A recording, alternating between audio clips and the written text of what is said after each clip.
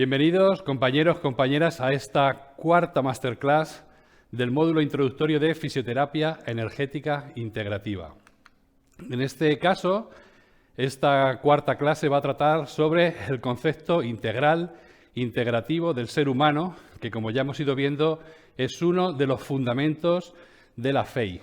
El hecho de considerar al ser humano siempre con una perspectiva global y de manera permanente, siempre tener en cuenta los aspectos físicos y a la vez los aspectos mentales, psicoemocionales y el aspecto transpersonal, de manera sistematizada. Eso es un poco el leitmotiv de este concepto, del fundamento de la fisioterapia energética integrativa.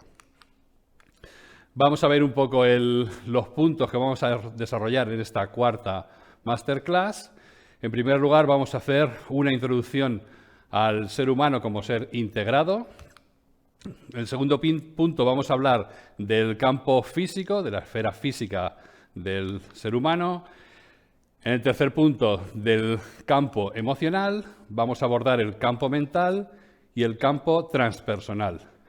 Vamos a definir en un quinto punto lo que es la conciencia y, por último, vamos a hablar de lo que son las tipologías humanas, el intento de caracterización del ser humano, digamos, en subgrupos, diferentes clasificaciones.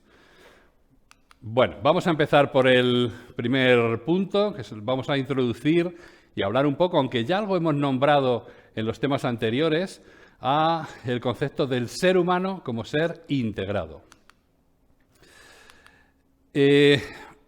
Repetimos el hecho de la necesidad, la importancia crucial de considerar que la salud y la enfermedad son un conjunto, la interrelación entre factores físicos, mentales o intelectuales, emocionales, el entorno social y la parte espiritual. De tal manera que tenemos siempre que pensar que existe una influencia recíproca y una, como decíamos en el tema anterior, una tensegridad en todos estos factores, de tal manera que el desequilibrio de uno siempre va a afectar al resto de manera sistemática. De tal manera que es un error el abordar únicamente, por ejemplo, desde el punto de vista biológico al ser humano sin considerar los otros aspectos. Y esto, como digo, es un punto esencial básico de la FEI. Es decir, que lo que vamos a abordar es al ser humano bajo la aplicación real del paradigma biopsicosocial o paradigma holístico que se supone que es, en teoría, el que siempre debemos emplear, pero que normalmente en el modelo biomédico no se trabaja con él. En la FEI, con total seguridad, vamos a abordar al individuo bajo esta perspectiva holística y esa es su seña de identidad. Por otra parte, cualquier diagnóstico o tratamiento de un paciente debe tener siempre en cuenta este concepto. Es decir, no solamente tenemos que hacer un diagnóstico y quedarnos con la patología o el síntoma con el que abordamos al paciente, sino que de manera sistemática tenemos que ver ese síntoma o esa enfermedad en qué otros aspectos afecta, en qué otras esferas de su vida afecta al paciente, de tal manera que nunca vamos a identificar al paciente con un simple diagnóstico, sino que el tratamiento y la visión siempre ha de ser integrativa y teniendo en cuenta todas las esferas de su organismo. La relación entre el paciente y el fisioterapeuta, por todo este concepto, lo volvemos a poner en el centro porque tiene una enorme influencia en el curso de la salud y enfermedad del paciente. Es decir, el hecho de considerar esta esfera social, una primera integración social, un primer elemento social es la interacción entre el fisioterapeuta y el paciente. Por lo tanto, ese primer contacto es también muy influyente sobre la salud y la enfermedad del paciente. Conocemos también por los fundamentos de la fisioterapia lo que es la pirámide de Maslow, que describe las necesidades humanas. Se habla de una forma piramidal porque es más importante ir cubriendo las necesidades de la base de la pirámide y en la medida en que se van cumpliendo las expectativas de de las zonas más bajas de la pirámide puede ir incrementándose la altura de esta. Entonces, en primer lugar, la parte de necesidad más importante de cubrir, obviamente, son las necesidades fisiológicas, es decir, la necesidad de nutrición, la necesidad de alimentación, la necesidad de descanso, es decir, un correcto funcionamiento fisiológico. Por encima de este nivel está la necesidad de seguridad, es decir, que exista una seguridad económica, que exista una seguridad de recursos y que esas necesidades fisiológicas estén cubiertas de manera permanente. Por encima de este nivel está la necesidad de afiliación o de pertenencia, es decir, de pertenencia a un grupo, sea un grupo familiar, a un grupo con el contacto con la empresa en la que se trabaje, a una vinculación geográfica, y esa es la tercera necesidad del ser humano. En un nivel superior está la necesidad de reconocimiento, es decir, de necesidad de confianza, de respeto, necesidad de éxito, y en la cúspide de la pirámide se sitúan las necesidades de autorrealización, es decir, las capacidades más específicas en que el sujeto desarrolla su propia individualidad. En el conjunto de esta pirámide siempre tenemos que considerar el cumplimiento de todas estas necesidades, de tal manera que, desde luego, cuanto más bajas estén las necesidades no cubiertas, más se va a desestabilizar toda la pirámide. Pero esta visión de los distintos niveles de necesidades son muy importantes de cubrir en el organismo y tenemos que tenerlas muy presentes. Seguidamente vamos a ir analizando cada uno de los campos de las esferas del organismo. En primer lugar, vamos a analizar el campo físico. Este es el campo con el que como fisioterapeutas estamos más familiarizados, es decir, el estudio de la anatomía y de la fisiología. El estudio de la estructura, de la función, es lo que nos caracteriza como profesionales sanitarios en el hecho de poder contribuir a la salud del paciente y a paliar sus enfermedades desde un punto de vista físico, es decir, el tratamiento de disfunciones del aparato locomotor, del sistema nervioso, aparato respiratorio, etc. Este es el campo que mejor conocemos y el que menos vamos a hacer referencia por cuanto en nuestra formación ya tenemos un profundo conocimiento del campo físico del paciente. No obstante, aunque tendemos a pensar que el campo físico tiene un funcionamiento por sí mismo, es muy importante considerar que este campo físico se ve influido directamente por aspectos psicoemocionales. De tal manera que vamos a tener tres influencias muy importantes desde el punto de vista psicoemocional. Por un lado, en función de determinados aspectos psicoemocionales, el sujeto va a tener determinadas sensaciones corporales producidas por aspectos psicoemocionales, como puede ser la tensión muscular que vemos en el paciente, su sensación de peso, que haya mayor o menor sudoración, la alteración del ritmo cardíaco, la función digestiva, incluso posiciones articulares. Todos estos factores en muchas ocasiones van a tener unos determinantes psicoemocionales y no solo unos determinantes biomecánicos o fisiológicos. Un segundo aspecto que se va a ver muy influido por aspectos emocionales es la postura. El tipo de postura que tiene el paciente, una postura más abierta, más cerrada, más flexionada, encorvada, más laxa. La postura tiene una vinculación absoluta con las emociones y el punto mental e individual que tiene cada sujeto. Y en tercer lugar, otra influencia muy importante es el patrón respiratorio del paciente. El hecho de que haya una respiración más superficial, más profunda, que sea regular o irregular, o incluso que haya disnea, en muchas ocasiones es debido a factores anatómicos o fisiológicos, pero también este patrón respiratorio se va a ver muchas veces influido por aspectos psicoemocionales. De tal manera que podemos determinar y trabajar y visualizar que incluso aspectos anatómicos son muy ligados a aspectos psicoemocionales, como vamos a ver en el siguiente cuadro. En tercer lugar, vamos a abordar las emociones y luego vamos a ver, como digo, un cuadro en que vamos a relacionar las distintas emociones con estos aspectos de postura, respiratorios y de sensaciones corporales. Vamos a abordar primero las emociones del campo emocional y vamos a definir cuáles son las emociones básicas. En esto Hay muchísima clasificación de emociones. Vamos a hacer referencia a cómo la medicina tradicional china define estas 5 emociones en función de los 5 movimientos. Vamos a hablar de una primera emoción como el miedo, segunda emoción básica, la ira, frustración, enfado. La tercera emoción básica sería la alegría. La cuarta emoción básica, la preocupación, obsesión.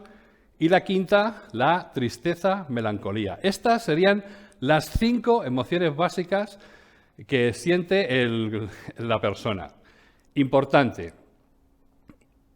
Cada individuo es necesario que en su momento sienta cada una de estas emociones. Es decir, en ocasiones se tiende a pensar que el sentir de manera intensa una de estas emociones es problemático, y no es así. Es decir, cada una de estas emociones cumple una función adaptativa y contribuye a esa adaptación del organismo a una circunstancia externa o interna. Es decir, es importante tener la capacidad de sentir cada emoción. El problema es, o bien cuando una persona se queda enganchado de manera sistemática a sentir una determinada emoción, o por el contrario, cuando el sujeto es incapaz de sentir una determinada emoción. Los dos aspectos son disfuncionales. Ejemplo, porque siempre pensamos que las emociones, el problema emocionales son por exceso, y no es así. El ejemplo, si alguien tiene un problema, digamos, traumático, la muerte de un ser querido, o que le echan del trabajo y ni siquiera es capaz de sentir tristeza o ira, en su caso, eso es un problema. Lo natural, lo normal es que ante, por ejemplo, la pérdida de un ser querido, se sienta una profunda tristeza, y no sentirla implica algún tipo de disfunción y de problema. Es natural, adaptativo, sentir esa tristeza para poder llevar mejor esa circunstancia. Por lo tanto, repito, la capacidad de sentir cada una de estas emociones es algo fundamental. Y, por supuesto, el exceso en las emociones, eso sí estamos muy acostumbrados y muy conscientes de que es un factor problemático. La ira que puede despertarse, que te echen del trabajo, es sana y es natural si te ayuda a llevarlo mejor. Lo que es insano es pues, que la ira te lleve a un ataque de ira tremendo y que llegues a la violencia con alguna persona. Eso, evidentemente, es un descontrol. De alguna manera, lo que se trata es de que todas las emociones sentidas, sean intensas o no, y en ocasiones tienen que ser sentidas de manera intensa, sean equilibradas y que el sujeto, de alguna manera, domine esas emociones y, por lo tanto, tenga un equilibrio emocional. Vamos a pasar a analizar cada una de ellas de manera somera, por lo menos a definirla. La primera emoción básica es el miedo. El miedo es una emoción primitiva que sienten todos los seres vivos y que sirve de impulso para la toma de decisiones. El miedo forma parte de la reacción de estrés que impulsa al ser vivo o bien a huir del estímulo, a enfrentarse al estímulo o en ocasiones a hacer un síncope y totalmente paralizarse. El miedo, como lo que decíamos anteriormente, es necesario sentir miedo cuando efectivamente hay una situación de estrés o de peligro, pero si se exacerba y se entra en una situación de pánico o se siente miedo ante estímulos que realmente no deberían sentirse, estamos en un desequilibrio ante esta emoción. La segunda emoción de la que vamos a hablar, la segunda emoción básica, es la rabia, la ira, que es una respuesta ante un acontecimiento que no queremos vivir. Sí, lo que antes hemos nombrado, que un ataque de ira, una respuesta excesiva llevada por la ira, evidentemente es un desbordamiento, o cuando un sujeto reacciona de manera muy frecuente ante cualquier acontecimiento con la ira, también es un desequilibrio, pero realmente cuando tenemos un acontecimiento en el cual no reaccionamos en absoluto, pese a que sea una agresión contra nosotros, también es un problema y una disfunción de esta emoción. Se mete en el mismo saco a la ira y a la frustración, porque en el fondo es la misma reacción. Es una reacción contraria a algo que nos está sucediendo. En la frustración no hay una respuesta externa, por así decir, y toda la carga es emocional interna. Y en el ataque de ira, por así decirlo, la respuesta con ira es una respuesta visible. Pero la frustración y la ira viene a ser, digamos, forma parte del mismo grupo emocional.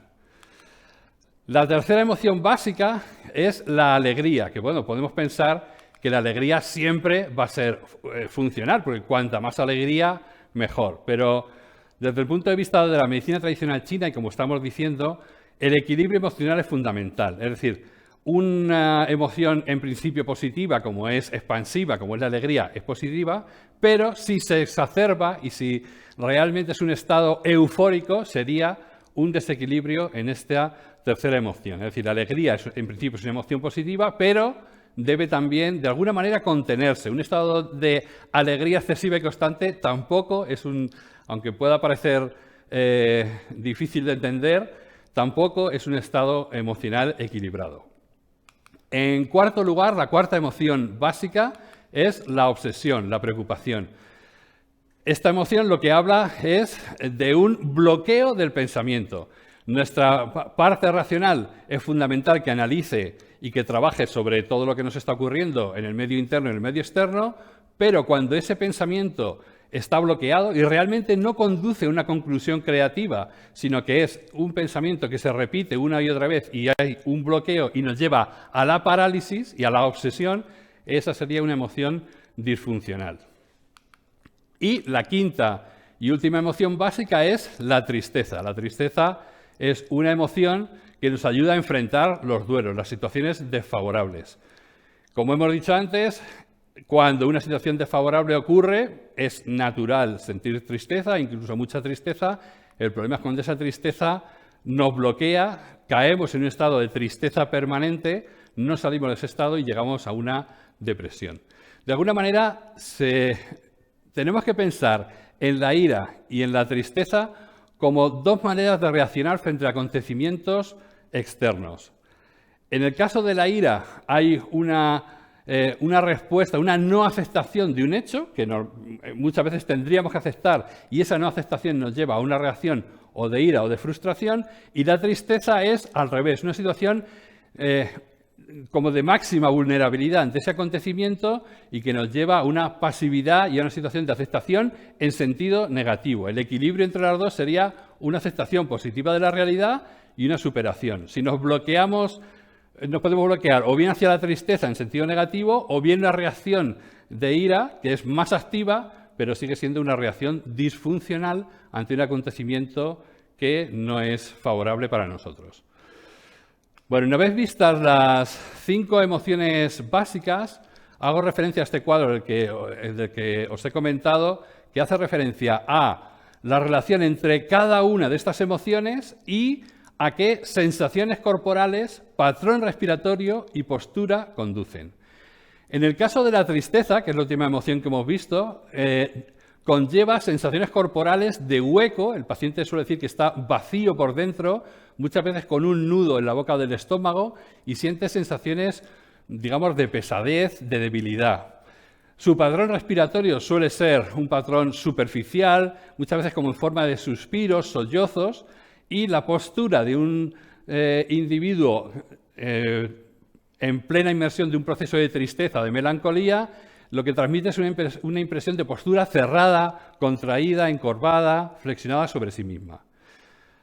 Si el estado permanente o un estado estable, el individuo se fija en una situación de miedo y ansiedad, lo que ocurre es que hay una sensación corporal de tensión muscular, un ritmo cardíaco irregular, la boca suele estar seca, suele haber sudoración y suele haber palpitaciones o bien cardíacas o bien en la cabeza. La respiración suele ser una respiración rápida, una respiración desordenada, mientras que en el miedo, lo que suele haber es una postura en que la espalda y el cuello suelen tener mucha rigidez. Un sujeto dominado por la ira, lo que encontramos es que el cuerpo está muy tenso, con una sensación de presión. Especialmente la ira suele sentirse una sensación de tensión en la zona torácica e incluso se puede ver a veces un ensanchamiento, cuando es un ataque de ira, por así decir, un ensanchamiento en las fosas nasales para intentar coger más aire. En cuanto a la respiración, suele ser una respiración fuerte, sobre todo un gran tiempo expiratorio intenso y una respiración de tipo jadeante. Y la postura de una persona que está llevada por la ira es una sensación de tensión muscular general y en especial suele haber mucha tensión visible en la musculatura facial, es una cara en tensión. En cuanto a un sujeto que está bloqueado por una preocupación, obsesionado o con una sensación de culpa permanente, esto suele conllevar sensaciones, son como sujetos aplastados por esa culpa, es como si físicamente llevaran un peso encima. De tal manera que el paciente te dice que tiene como una sensación de que le empujaran hacia abajo, como que carga con un peso. Muchas veces decimos cargar con la culpa, y es que muchas veces esa carga es hasta una carga física e implica tanto sensaciones corporales como posturas en que pareciera que el sujeto lleva una carga. Es muy curioso. En cuanto al patrón respiratorio de un sujeto que tiene está pasando por un estado obsesivo, un estado de preocupación, bueno, es un patrón respiratorio bastante superficial y que no es un patrón respiratorio funcional. En cuanto a la última emoción, que es la alegría, el amor, la compasión, es un poco la más sana de todas. Entonces, la sensación corporal es de una postura franca, no encontramos mucha tensión muscular, hay sensación de calidez, en fin, hay una armonía corporal. La respiración también es el patrón más funcional, que es una respiración regular, espontánea, una respiración fácil. Y la postura, pues también es una postura relajada, sin demasiada tensión, los hombros extendidos, en fin, la postura de la alegría, de alguna manera como emoción básica, es la que implica un mayor equilibrio corporal. Por lo tanto, con este esquema, lo que quiero compartir es la importancia de que a la hora de establecer o bien un patrón postural, o bien determinadas sensaciones que el paciente nos dice en la anamnesis, o incluso su patrón respiratorio, lo vinculemos también en la anamnesis a cuál es la sensación por la que está pasando el paciente, la emoción con la que está el paciente dominante en el momento en que estamos realizando el diagnóstico. Porque, como vemos, hay una gran vinculación entre la emoción en la que el sujeto está mantenido y todo este tipo de factores.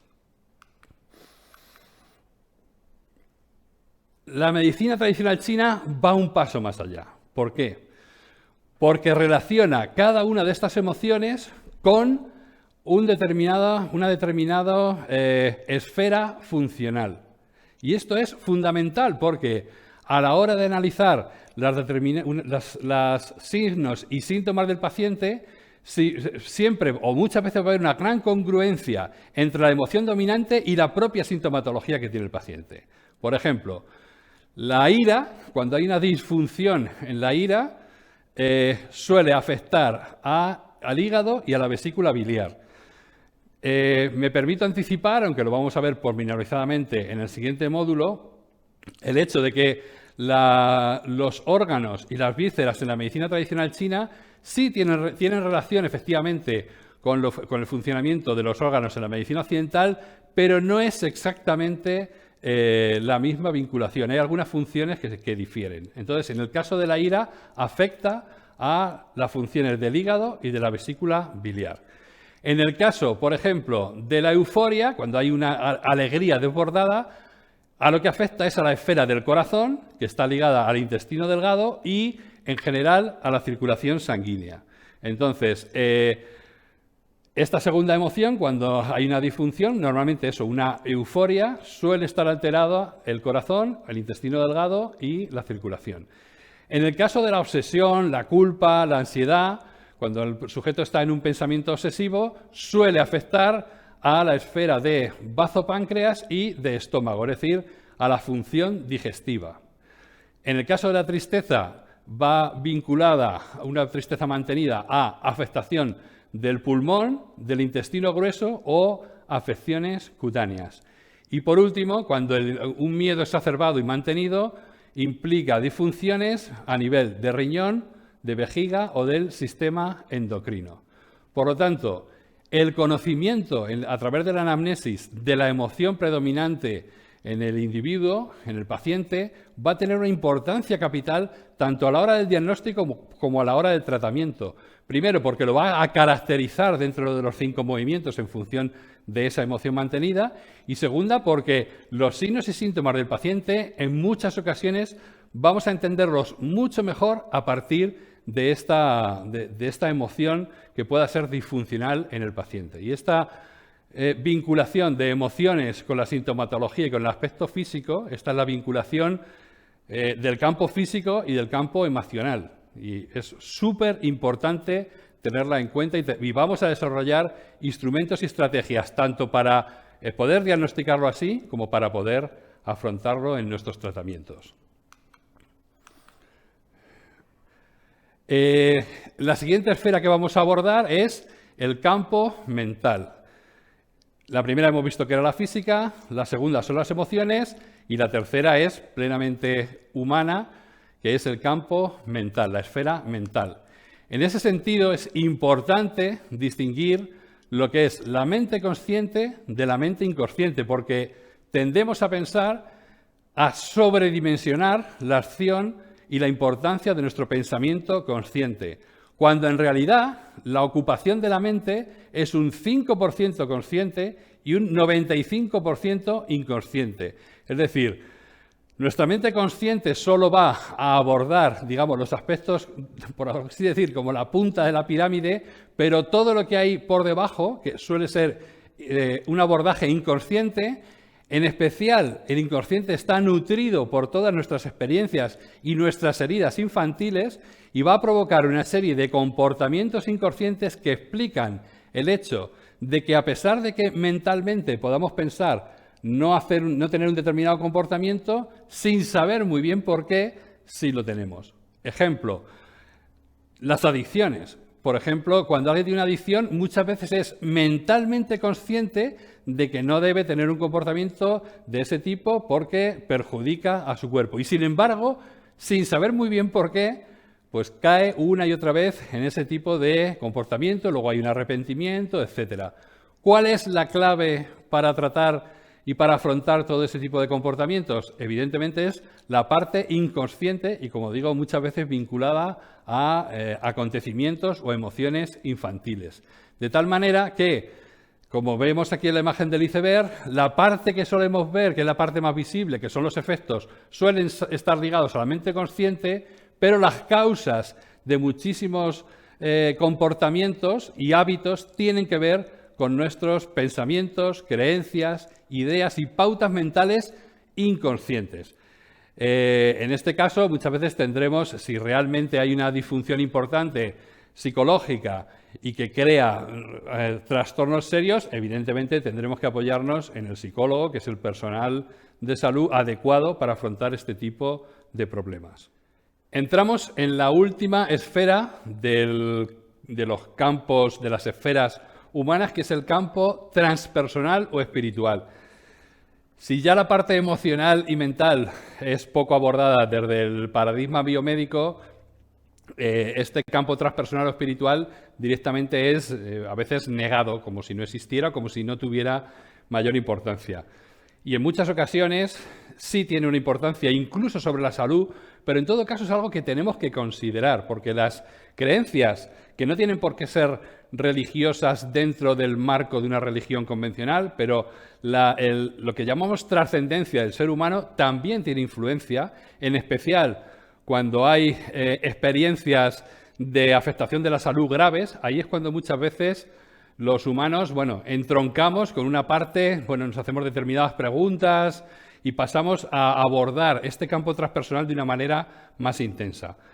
Evidentemente no es lo más importante que vamos a tratar, pero también tenemos que considerar la importancia de este campo transpersonal. Vamos a decir una palabra sobre la conciencia. ¿Qué es la conciencia? Pues es algo muy difícil de definir y, en principio, cuando se habla de conciencia desde un punto de vista mecanicista y materialista, se la define como el resultado de determinados procesos de tipo neurológico. Es como un subproducto de la actividad cerebral. Aquí ya entra el término conciencia y el concepto de conciencia. No es tanto entrar en el campo científico, sino también un poco en las creencias y los sentimientos, de tal manera que la conciencia no deja de ser la percepción que tenemos cada uno de nuestros pensamientos y de nuestras emociones. Y no es una actividad mental, sino es esta percepción que nos permite conectar con nosotros mismos y también, de alguna manera, conectar con el exterior. De tal manera que muchos autores hablan de una especie de conciencia universal a la que todos podemos acceder. No voy a profundizar en esto, pero sí es importante dar la importancia debida que tiene la conciencia. Y este último punto es importante porque a la hora de abordar al ser humano, lo que siempre se ha intentado es agrupar en distintos tipos de tipologías para tratar de conocer a los seres humanos por grupos. Es decir, evidentemente cada individuo es único, por supuesto, pero bueno, existen determinados patrones en los cuales se pueda agrupar a los individuos para tratar de establecer alguna manera de conocerlos mejor y, en el caso de la salud, poderlos tratar mejor. Entonces, ha habido numerosos intentos a lo largo del tiempo y de la historia de la medicina y de las ciencias de la salud, numerosos intentos de agrupación de los seres humanos.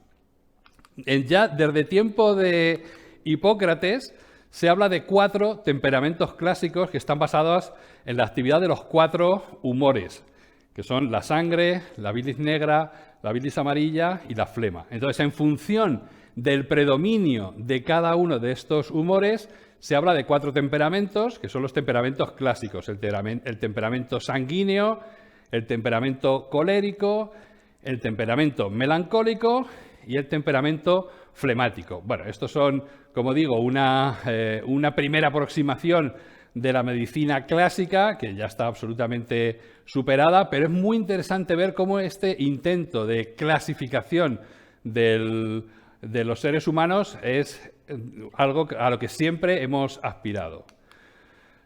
Luego está la clasificación en los morfotipos, que se deriva de las 3 capas de desarrollo embrionario, y hablamos de un tipo ectomórfico, de un tipo mesomórfico y de un tipo endomórfico, de tal manera que el predominio del ectodermo estaría relacionado con el biotipo ectomórfico, el morfotipo, el mesodermo al mesomórfico y el endodermo al endomórfico.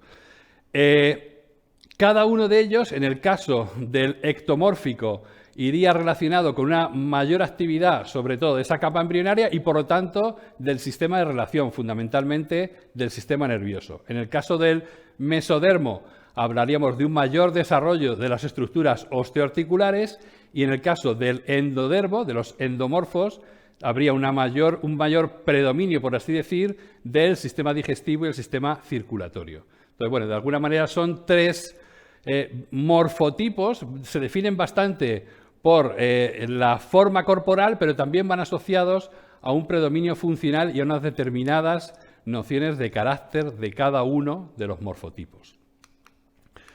Existe otro sistema muy interesante que es el eneagrama de la personalidad. El eneagrama habla de 9 eneatipos, y lo importante de este sistema, y lo nombro porque creo que es una manera maravillosa de autoconocimiento. El eneagrama nos resulta, aunque es clásica o digamos conocido de manera popular en el sentido de que hay un test, y ese test, digamos, sencillo, te sitúa en uno de estos 9 eneatipos, pero realmente el proyecto del eneagrama, que fue desarrollado sobre todo, bueno, hay varios autores, pero un autor fundamental es Claudio Naranjo, un intelectual chileno de gran renombre.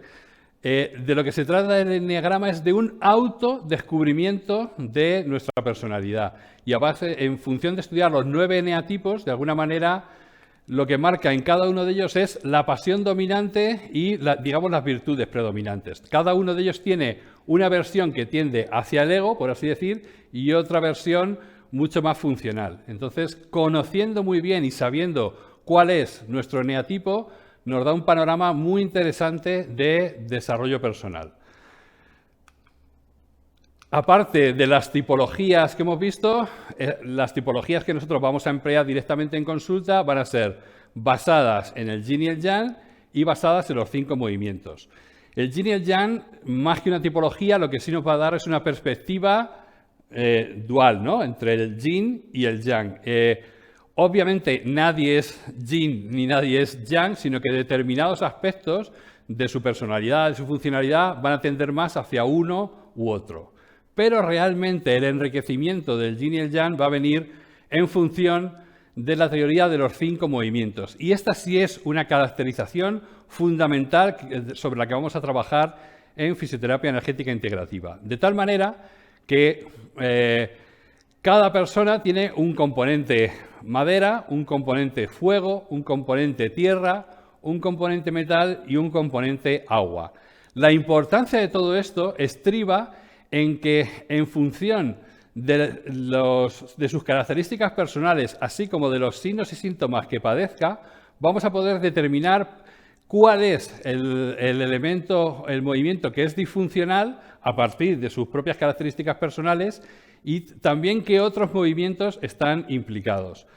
Tal y como veíamos antes, esta caracterización de los 5 movimientos es interdependiente, de tal manera que en el momento en que un elemento se ve afectado, sea porque esté en exceso o porque esté en deficiencia, es potencialmente un factor etiológico para desequilibrar a los otros 4. De tal manera que el conocimiento de esta caracterización va a ser nuestra herramienta fundamental de diagnóstico dentro de la medicina tradicional china, el diagnóstico paralelo que vamos a hacer a la fisioterapia.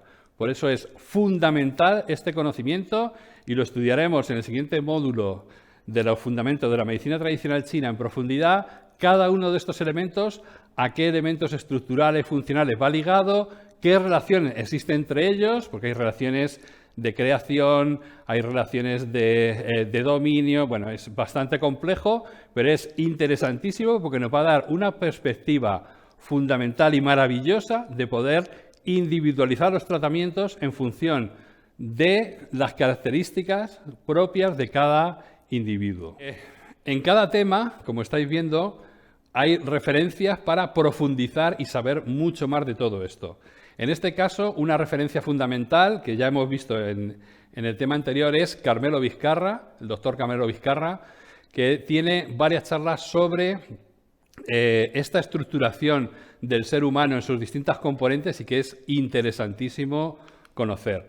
Otra referencia básica es la autora estadounidense Louise Hay, que es otra importante referencia, es la autora de Usted puede sanar su vida y es también otra autora que profundiza muchísimo en la vinculación entre la salud y el campo emocional. Ya os digo que es fundamental para asentar realmente estos conocimientos. Bueno, pues no solo atender a esta clase, sino profundizar mucho más y en nuestro campus vamos a dar muchísima documentación para que cada uno al nivel y en el ritmo que pueda hacer vaya profundizando en cada uno de estos campos de conocimiento. Y quiero terminar con una frase de Stephen Covey, aunque él cita a otro autor, que me parece maravillosa como resumen de todo lo que estamos diciendo de este modelo integrativo holístico del ser humano, y que dice: todos tenemos una casa con 4 habitaciones, física, mental, emocional y espiritual. A no ser que entremos en todas a diario, aunque solo sea para ventilarlas, no somos personas completas.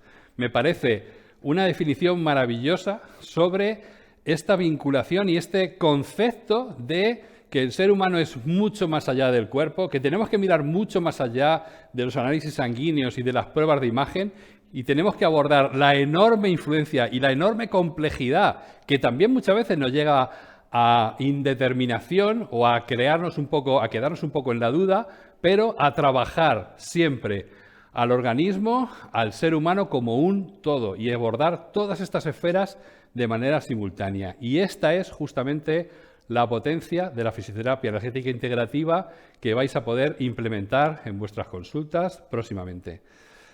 Nada más, con esto termino esta 4ª masterclass. Muchísimas gracias por vuestra atención. Nos vemos en la próxima.